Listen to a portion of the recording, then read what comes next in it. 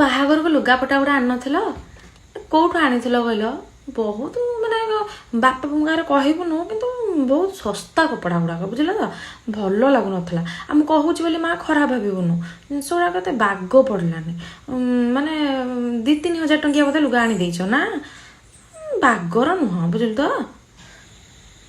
ବୋଉ ଆମର ତାହେଲେ 2-3 ହଜାର ଟଙ୍କିଆ ଲୁଗା ଦିଆ ହେଇଥିଲା। ଆପଣଙ୍କର ବା ଯୋଉ ଲୁଗାପଟା ଗୁଡ଼ା କିଣା ହେଇଥିଲା ସବୁ ମିଶୋରୁ। ମୁଁ ବା ଆପଣଙ୍କ ପୁଅଙ୍କ ଫୋନରେ ଚେକ୍ କରୁଥିଲି ଯେ ସବୁ ମିଶୋରୁ କିଣା ହେଇଛି ବୋଲି। ଏଇ ଯୋଉ ଏସିଟା ଆଣିଛ ବା, ସେଟା କ'ଣ ଆମ ଘରେ ଯୋଉ ଏସି ଲାଗିଛି ସେଇଭଳିଆ? ତତେ ବା ପୁଅ ଆଗରୁ କହିଥିବ ଆମ ଘରେ କେତେ ବଢ଼ିଆ ଏସିଟା ଲାଗିଛି, ତୁ ଯୋଉ ଏସିଟା ଆଣିଛୁ ଏତେ ବାଗର ନୁହଁ। ଆମ ଘରେ ଯୋଉ ଏସିଟା ଲାଗିଛି ସେଟା ବେଶୀ ଥଣ୍ଡା କରୁଛି। ଆଉ ଗୋଟେ ଭଲ କି ଏସି ଆଣିଥାନ୍ତୁ ନା, ଆମର ଡ୍ରଇଂ ରୁମ୍ରେ ଲାଗିଥାନ୍ତା, ସେଇଟା ଗୋଟେ ସମସ୍ତଙ୍କୁ ଥଣ୍ଡା କରିଥାନ୍ତା। ଆଉ ଏ ଏସି କାମକୁ ନୁହଁ।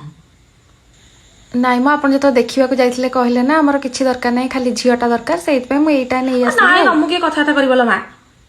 ତମ ପାଟିରେ ବାଡ଼ାବତ୍ତା ନାହିଁ, ତମକୁ କିଏ କଥାବାର୍ତ୍ତା କରିବ? ମୁଁ କହିବିନି ବୋଲି ଭାବୁଛି, କିନ୍ତୁ ମୁଁ ବାଧ୍ୟ ହୋଇ ପାଟି ଖୋଲିବାକୁ ପଡ଼ୁଛି। ଯେଉଁ ଭାର ଜିନିଷ ପଠେଇଛ ସାବିତ୍ରୀରେ, ସେଗୁଡ଼ା ପାଟିରେ ଦେଇହବ? ହାଁ, ତମେ କ'ଣ ଆମକୁ କୁକୁର ମାଙ୍କଡ଼ ଭାବିଲ ନା କ'ଣ ବା? ଆମେ କିଛି କହୁନୁ ବୋଲି ନା କ'ଣ? ହାଁ, ଏଇ ଜିନିଷକୁ ପଠେଇଛ, ତମ ଘରେ କ'ଣ କିଛି ମାନେ ଜାଣିନାହାନ୍ତି କେମିତିଆ କ'ଣ ଭାର ଜିନିଷ ପଠାଯାଏ କ'ଣ ଯାଏ? ଆଉ ମୁଁ କହିଥିଲେ ହେଇଥାନ୍ତା।